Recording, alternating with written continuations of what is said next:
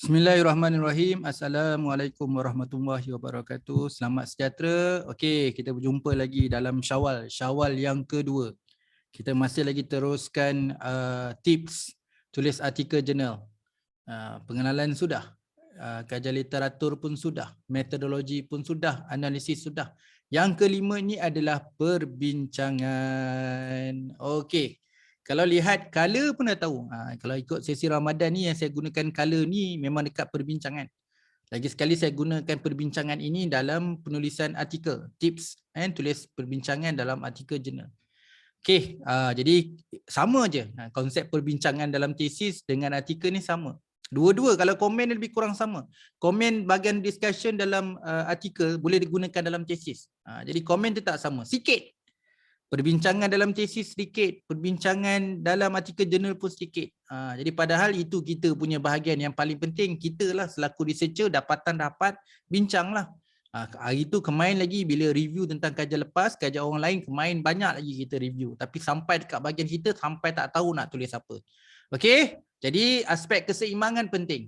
Alignment tetap ada, aspek keseimbangan juga perlu ada. Jadi dekat bahagian ini adalah kita secara umum secara keseluruhan bahagian perbincangan ni tengoklah sejauh mana kita punya kajian. Saya jumpa sampai 4 perenggan saja. Jadi saya letak satu figure yang besar iaitu 4 hingga 12 perenggan untuk bahagian perbincangan ni. Sebentar bateri pula ni. Okey, dalam konteks ni kita ada dalam 4 atau 12 perenggan untuk bahagian perbincangan. Okey, jadi kita boleh andaikan 4 hingga 12 perenggan tu ibarat macam 1 hingga 3 muka surat.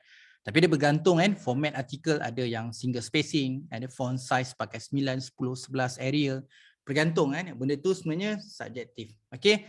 Jadi kita tahu dalam menulis dalam bahagian artikel ni kita dah ada dah. Artikel dah siap dah, pengenalan, literature review, method analysis. Bahagian perbincangan ni okay, kita kena ingat bila berbincang ni dia melibatkan beberapa perenggan, dan bila nak nulis beberapa perenggan tu kita ikut sequence. Okay, mula-mula ataupun bukanlah sequence, maksudnya melibatkan semua, tapi bagi saya tarik baliklah, bukan sequence secara kreatifnya.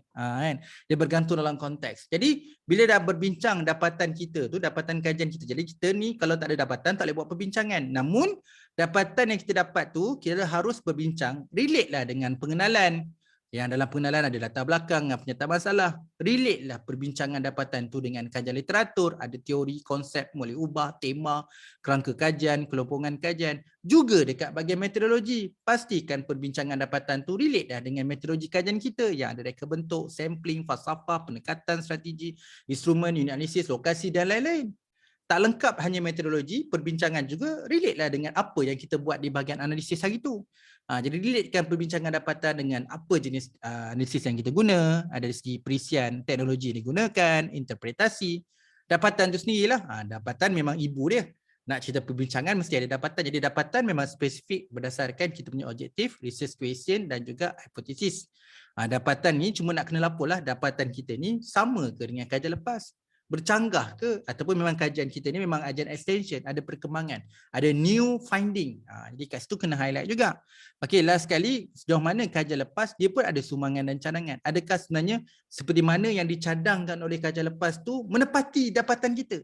Ada kajian lepas, kita ambil cabaran tu, dapatan kajian lepas, kita laksanakan research. Inilah artikelnya. Ternyata artikel ni menemukan seperti mana yang dicadangkan oleh researcher. Jadi kita boleh highlight tu balik. Begitu juga dengan sumbangan kajian tu. Jadi sumbangan kajian tu cuma limit ke situ. Jadi dapatan kita mengextendkan lagi kita punya sumbangan. Jadi perbincangan ni bahagian yang menarik sebenarnya. Bahagian yang menarik untuk kita cerita. Tapi kadang-kadang kalau saya komen jadi review, saya kata perbincangan ni hanya terhad membincangkan secara direct kepada dapatan. Tetapi dalam artikel ni ada pengenalannya, ada literaturnya, ada metod analisis, sumbangan dan cadangan. Kenapa bila you review satu artikel yang ada semua komponen itu tidak dikupas dalam perbincangan ini? Jadilah satu perbincangan yang keseimbangan. Sebab itu saya tulis seimbang. Alignment juga, tapi harus ada keseimbangan. Okey? Jadi 4 perkara penting dalam perbincangan yang harus tahu adalah penulisan perbincangan perlu adalah secara khusus. Merumuskan sintesis aspek tu sama macam literature review, spek dia sama. Kalau dekat literature review kena analyze, kena sintesis, ada kena kritik dan sebagainya. Jadi kat sini kaedah yang hampir sama dekat bahagian perbincangan.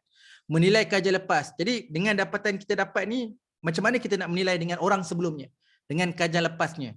Kita ni lebih jauh ke depan ke, kita berkembang, kita menemukan sesuatu yang baru ke, ataupun kita sebenarnya sama ke, kita bercanggah. Jadi benda tu memang kena highlight. Orang nak tunggu jawapan kita yang tu dan kita kupas secara mendalam. Penulisan harus dalam bentuk kreatif lah. Kematangan menarik tu elemen yang perlu ada. Jadi perbincangan ni sangat penting. Komen umum bagi perbincangan terhad. Tidak dikupaskan dengan meluas. Tidak mengaitkan komponen-komponen penyelidikan dalam perbincangan. Perbincangan hanya terhad, hanya berbincang secara langsung dengan dapatan kajian saja. Tetapi tidak melihatkan komponen-komponen penyelidikan.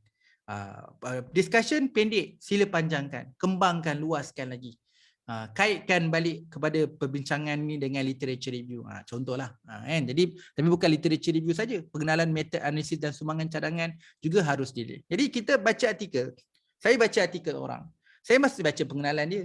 Tengok latar belakang, dia punya objektif, dia punya masalah. Saya kena tahu apa dia punya literature. Dia guna teori apa, mulai ubah apa dia guna. Saya kena tahu metod apa dia pakai, design apa, sampling apa, analisis apa yang dia guna. So, apa research ni, apa dia punya contribution, apa dia cadangan untuk nak research. So, benda yang ditulis dalam artikel tu kita boleh review dalam literature. And again, sampai stage perbincangan, kita reflect balik dekat literature review tu. Jadi sebab tu kadang orang tanya, okey, mana perbincangan, kenapa tak relate dengan literature review? Itu dalam bentuk mudahnya begitu. Tapi dalam literature review tu, you review apa? Dalam review tu yang saya highlight semua. Bila kita review artikel orang, ada pengenalan, ada letter, ada method, ada analisis, ada dapatan, ada sumbangan dan cadangan. Tulislah dengan baik, dengan kupas dengan baik, tunjukkan secara profesional dan kematangan.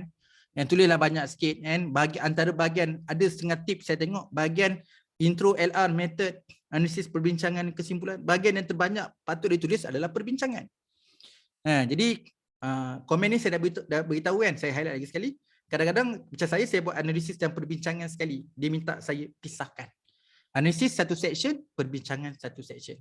Saya berpeluang sikit sebab saya bila buat analisis dan perbincangan tu, cantik lah, jumlah perenggan tu nampak cantik. Tapi kalau dah pecah dua, nampak sikit. Alamak, analisis aku tinggal sikit. Perbincangan tinggal sikit. Jadi kat situlah saya kena belajar. Jadi saya pun rujuklah dengan jurnal-jurnal. Dengan jurnal yang saya nak hantar tu, rujuklah artikel-artikel lain yang menggunakan metod lebih kurang sama. So bagaimana dia kupas dekat perbincangan, saya learn, saya belajar dan saya boleh tambah beberapa perenggan lagi. Okey, jadi semoga bermanfaat. Jadi kita masih dalam bulan Syawal. Syawal yang kedua, saya mengucapkan selamat Hari Raya Aidilfitri. Mohon maaf zahir batin. Okey, kita jumpa lagi untuk siri yang terakhir. Siri tips tulis artikel merangkap pada siri Ramadan kita lah yang bonus sampai 3 Syawal ni. Semoga semuanya sihat, bergembira bersama keluarga. Dan ada yang dah mula puasa kan, puasa 6, Alhamdulillah. Okey, tak puasa pun tak apa lagi sebenarnya, raya dulu. Kita ada dalam 1 Syawal tu ada banyak lagi waktu yang sesuai kan. Okey, kita jumpa untuk siri akan datang untuk Syawal yang ketiga insya-Allah. Terima kasih. Assalamualaikum dan selamat sejahtera.